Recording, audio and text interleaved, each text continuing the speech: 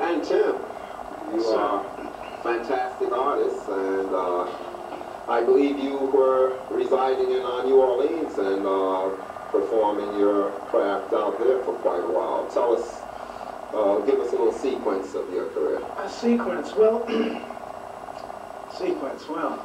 anyway, I was in New Orleans for the past 5 years and went out there to get away from New York City and to learn a lot more, always to learn a lot more. Played for some of the private parties for Mayor Bartholomew. Learned about the cooking, just took in everything, basically. I believe that to be an artist, you just don't take in one aspect of your art. You live life and smell, breathe it, step in it, all that, and it will, well, not step in it, but it will all come to fruition.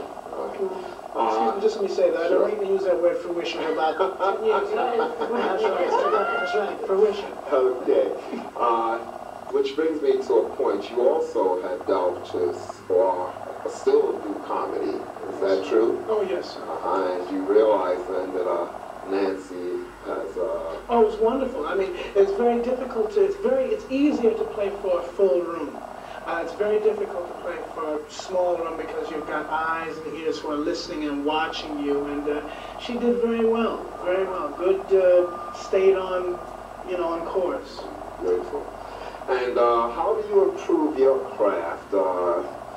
I'm sure you seem to be very creative.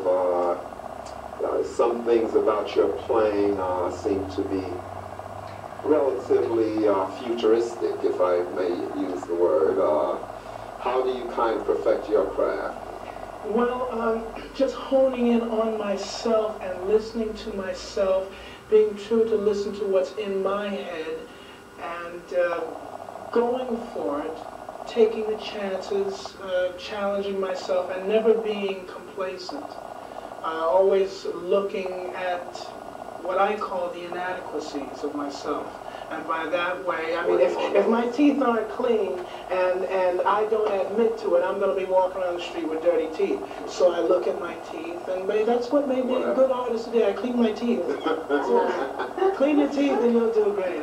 You and my co-host, Lucille Bears, have something in common. You have a common friend by the name of Mary Lou Williams, or at least you've been in contact with her. I know in Lucille's case, they are very close before her death. I should say were very close before her death. Right, and Lucille, what would you say about this young man's piano playing with all that experience that you've had with a great pianist? Well, I just think it was quite unusual. We met only a few minutes ago before the show, and something talking about the piano, and we mentioned Mary Lou Williams. Well, Tim said he just broke up because he couldn't believe that we both were so close, and Tim's mother has been a friend of Mary Lou's. And Mary Lou, I'm sure, was one of your, I can almost hear some of the influence in the playing.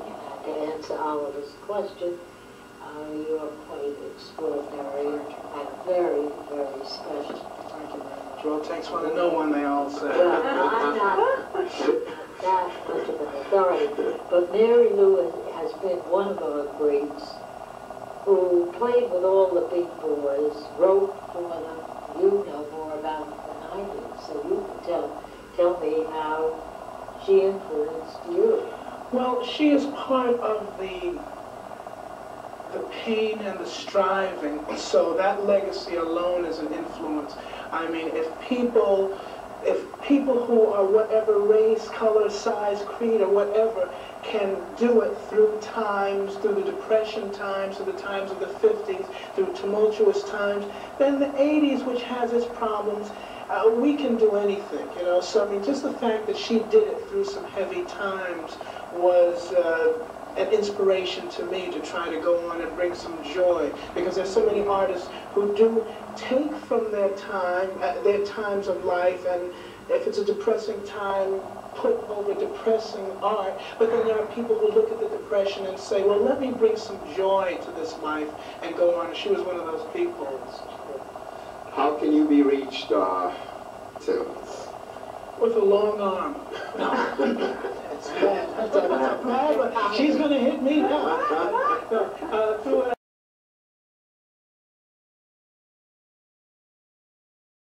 like I'm giving an ad or something. Are you playing anywhere particular now that you can be seen? Yes, I'm playing at a place called Sophia's Restaurant. That's 46 between 8th and Broadway.